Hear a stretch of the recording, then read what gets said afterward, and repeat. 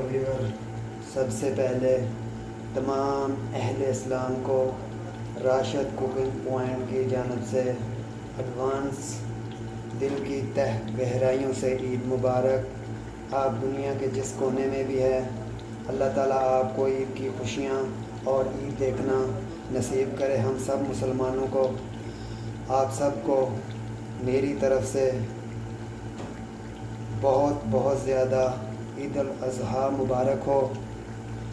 तो गाइस, आज हम बनाने लगे हैं नमकीन गोश्त। नमकीन गोश्त बनाना बहुत ही आसान है और अल्हम्दुलिल्लाह ईद भी है, तो ईद में हर घर में वाफर मकदार में गोश्त होता है। तो आप टेस्टी खाने बनाना चाहते हैं, तरह तरह की डिशेस बनाना पसंद करते हैं, तो इसलिए हम आज आपके साथ एक रेसिपी शेयर करने जा रहे हैं नमकीन गोश्त की। तो नमकीन गोश्त बनाने के लिए वीडियो पूरी वॉच करें और देखें कि किस तरह से नमकीन गोश्त बनता है। शुक्रिया, चलते हैं वीडियो की तरफ।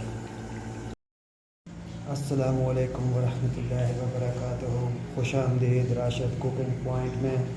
जी तो व्यूअर, हाज़िर हुए हैं एक न्यू वीडियो के साथ आपकी खिदमत में। आज की जो हमारी डिश है, ये डिश हम बनाने लगे हैं नमकीन गोश्त। नमकीन गोश्त बनाना बहुत ही आसान और खाने में बहुत ही टेस्टी है। अगर आप भी बनाना चाहते हैं नमकीन गोश्त, तो आप भी इजीली बना सकते हैं, ये कोई मुश्किल नहीं है नमकीन गोश्त बनाना। नमकीन गोश्त बनाने के लिए ये देखें, मैंने 3 अदद प्याज लिए हैं,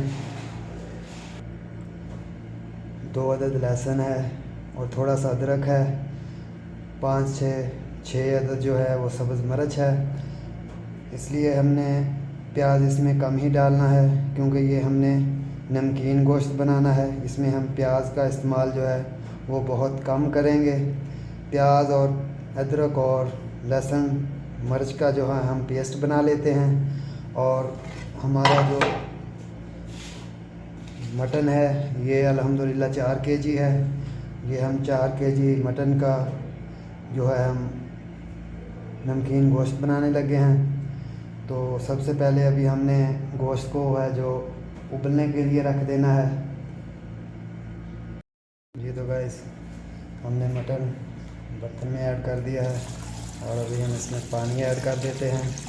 पानी जो है हमने इसमें ज़्यादा ऐड नहीं करना, बस इतना ही ऐड करना है जितने से ये गल भी जाए और पानी जो है इसका वो खुश्क भी हो जाए, क्योंकि हमने इसका शोरबा तो बनाना नहीं है। ये नमकीन गोश्त जो होता है वो सूखा ही होता है, तो हमने इतना पानी इसमें डालना है ये गल भी जाए और पानी इसका जज़ब और खुश्क भी हो जाए। तो अभी हम इसको चूल्हे पे रख देते हैं और लहसुन और प्याज वगैरह का हम पेस्ट बना के इसमें डाल देते हैं। जी तो गाइस, मैंने इसको चूल्हे पे रख दिया है और टमाटर और लहसुन का जो है हम पेस्ट बना लेते हैं।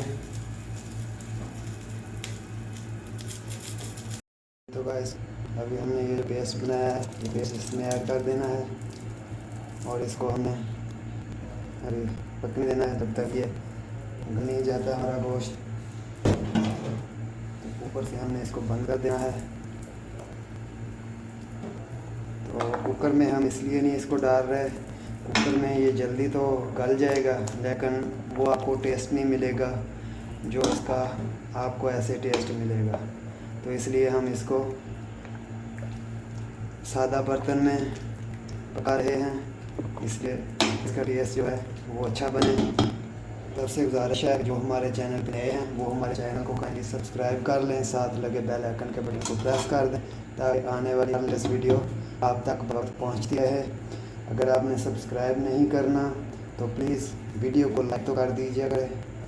लाइक करने से आपका कुछ जाता तो नहीं है, लाइक नहीं करना तो डिसलाइक कर दिया करें। शुक्रिया। तो जी, अभी हम इसको बंद करते हैं ऊपर से और तकरीबन 10 मिनट तक के लिए, 10 मिनट के बाद इसको फिर देखेंगे।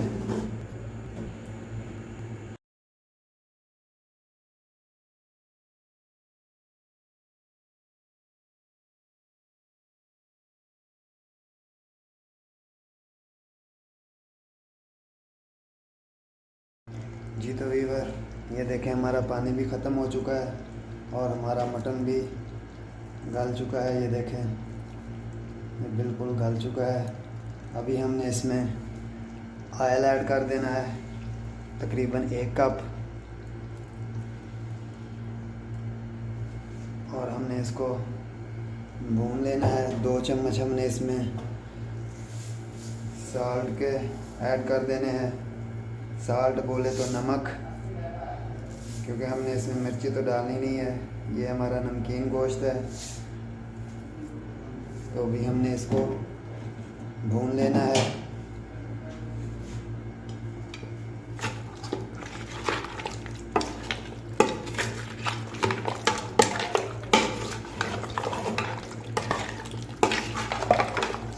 तकरीबन 7-8 मिनट हमने इसको भून लेना है। वीवर, ये अल्हम्दुलिल्लाह हमारा गोश्त जो है भून चुका है अच्छी तरह से, और ये अभी रेडी हो चुका है हमारा नमकीन गोश्त। अल्हम्दुलिल्लाह से रेडी हो चुका है। अभी हम इसमें थोड़ा ज़ीरा और धनिया ऐड कर देते हैं, ताकि इससे इसकी खुशबू अच्छी हो जाएगी। जी व्यूअर, ये बनाना बहुत ही आसान है, कोई मुश्किल काम नहीं है। तो नेक्स्ट वीडियो तक दीजिए इजाज़त, अपने दुआओं में याद रखें। अल्लाह हाफ़िज़। अस्सलामु अलैकुम व रहमतुल्लाहि व बरकातुहू।